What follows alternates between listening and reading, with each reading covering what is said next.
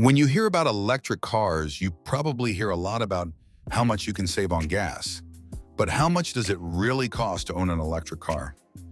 Is it as cheap as everyone says, or are there hidden costs you should know about? Let's break it all down so you can see the full picture. First up, the purchase price. Electric cars generally cost more upfront than gas-powered cars. Even though prices are coming down, you can expect to pay a few $1,000s more compared to a similar gas model. However, many governments offer tax credits and incentives, which can lower that initial price by a good chunk. Depending on where you live, you might get up to $7,500 off, and that's just the federal level. Some states and local programs offer even more. Next, fueling costs. This is where EVs really shine. Instead of spending hundreds of dollars each month at the gas pump, you're plugging in at home. On average, it costs about $0.10 to $0.15 per kilowatt hour to charge at home. That means a full charge might cost you around $5 to $15, depending on your battery size and electricity rates. Compare that to a gas fill-up that can cost $50 or more, and you'll see how quickly the savings add up. But what about charging on the road? Public fast chargers can be more expensive than home charging. Sometimes you'll pay close to gas prices if you're using a premium fast charging network.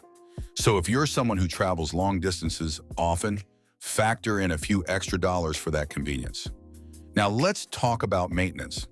Electric cars have fewer moving parts than gas cars.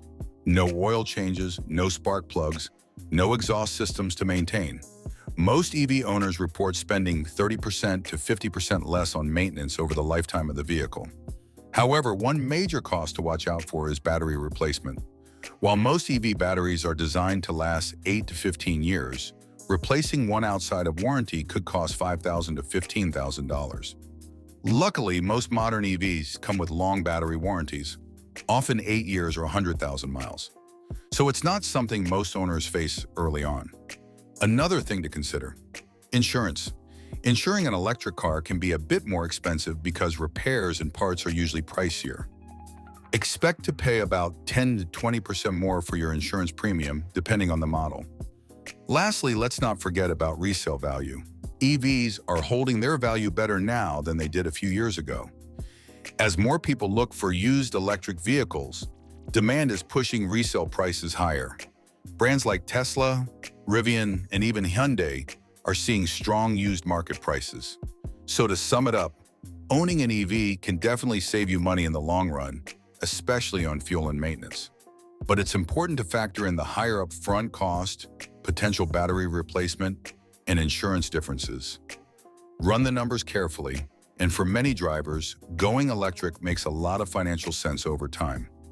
If you found this breakdown helpful, don't forget to smash that like button and subscribe for more real talk about cars, technology, and the future of driving.